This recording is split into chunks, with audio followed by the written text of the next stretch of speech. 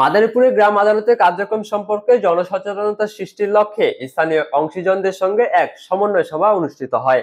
বুধবার 22 অক্টোবর সকালে মাদারীপুর জেলা প্রশাসকের সম্মেলন কক্ষে এ সভার আয়োজন করা হয়। সভায় সভাপতিত্ব করেন স্থানীয় সরকার বিভাগের উপপরিচালক উপসচিব মোহাম্মদ হাবিবুল আলম। অনুষ্ঠান সঞ্চালনা করেন ডিস্ট্রিক্ট ম্যানেজার আলিউর হাসানাত খান। সভায় বক্তারা বলেন, গ্রাম আদালত হলো গ্রামীণ জনগণের ন্যায় বিচার পাওয়ার একটি কার্যকর মাধ্যম। ছোটখাটো বিরোধ, দেনা পাওনা, জমি বা পারিবারিক বিরোধ আদালতে না গিয়ে স্থানীয় পর্যায়ে দ্রুত সমাধানের জন্য এই ব্যবস্থার কোনো বিকল্প নেই।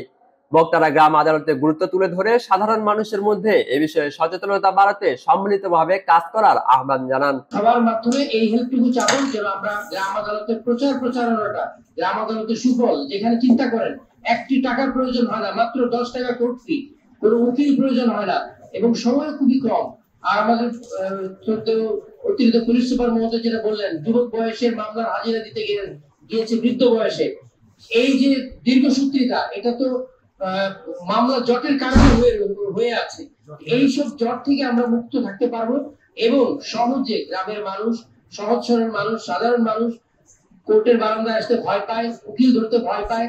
উকিল একটা মক্কেল পেলে উকিলের লাভ, সে যতবার ডেট দিতে পারবে ততবার সে পয়সা পাবে। এতে করে মানুষের হয়রানি বাড়ে। এর থেকে মুক্তি পাওয়ার জন্য এই ব্যবস্থাগুলো সরকার করে দিয়েছেন। সভায় অতিরিক্ত পুলিশ সুপার জাহাঙ্গীর আলম, জেলা legal aid officer Rabeya Begum, Islamic ফাউন্ডেশনের উপপরিচালক এবিএম গোলাম সারোয়ার, উপজেলা কোঅর্ডিনেটর নাসির উদ্দিন লিটন, সমাজসেবক, শিক্ষক, সাংবাদিক এবং স্থানীয় গণ্যমান্য ব্যক্তিবর্গ উপস্থিত ছিলেন।